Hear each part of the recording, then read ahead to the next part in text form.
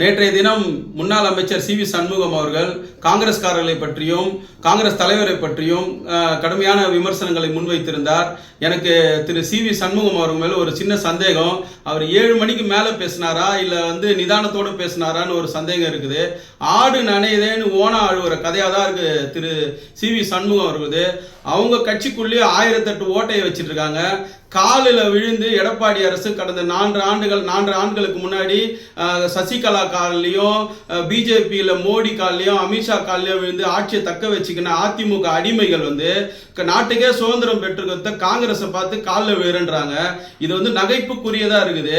முதல்ல அண்ணன் தம்பி, அதாவது திரு எடப்பாடி அவர்களும் பழனிசாமி அவர்களும் தர்ம யுத்தம் பண்ண ஓபிஎஸ் அவர்களும் கட்சி அம்மாவும் ஜெயலலிதா எம்ஜிஆரும் கட்சி கட்டுக்கோப்பாக வைத்திருந்த அதிமுகவை இன்னைக்கு சின்ன பின்னமாக்கி பல விதத்தில் கேலி கூத்தாக்கி வச்சிருக்கிற இந்த அதிமுக முன்னாள் அடிமை சி வி சண்முகம் அவர்கள் காங்கிரஸ் பற்றி பேசுறதுக்கு என்ன தகுதி இருக்குது? முதல்ல உங்க கட்சியில் இருக்கிற ஓட்டைகளை பாருங்க. அதிகாரத்துக்கும் அதாவது ஆட்சிக்கும் பெருத்துக்காக தமிழ்நாட்டுடைய மக்கள் நலன்களை அடிமை வச்சவங்க தான் இந்த அதிமுக அடிமை அரசு. உங்க முதல்வர் அமைச்சர்கள் எல்லாமே நீங்க எங்களை அடிமைன்னு சொல்றதா? இந்த 100 நாள் வேலை வாய்ப்புல மக்கள் எவ்வளவு பரம் பெறல, மக்கள் பிரச்சனையை பேசுறதுக்கு முன்வராத முன்னாள் அடிமை அமைச்சர் நீங்க.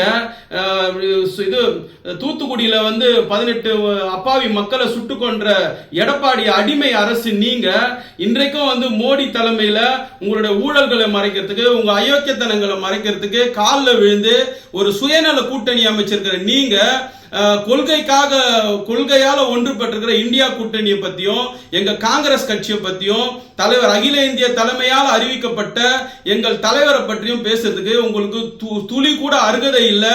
இந்த அருகதை இல்லாத முன்னாள் அமைச்சர் சி வி சண்முகம் அவர்கள் கண்ணாடி முன்னாடி பார்த்து முதல்ல அவர் முகத்தை பார்த்துக்கணும். அவங்க முதுகு பின்னால எத்தனை அழுக்கு இருக்குது, அவங்க எவ்வளவு அயோக்கியத்தனமான விஷயங்களை செஞ்சிருக்காங்க, எத்தனை ஊழல்கள் இருக்குது அவங்க மேல, இதெல்லாம் புரிஞ்சுட்டு மக்களுக்கு உண்டான அரசியலை செய்யுங்க பாஸ். நீங்க மக்களுக்கு எவ்வளவு பிரச்சனை இருக்குது.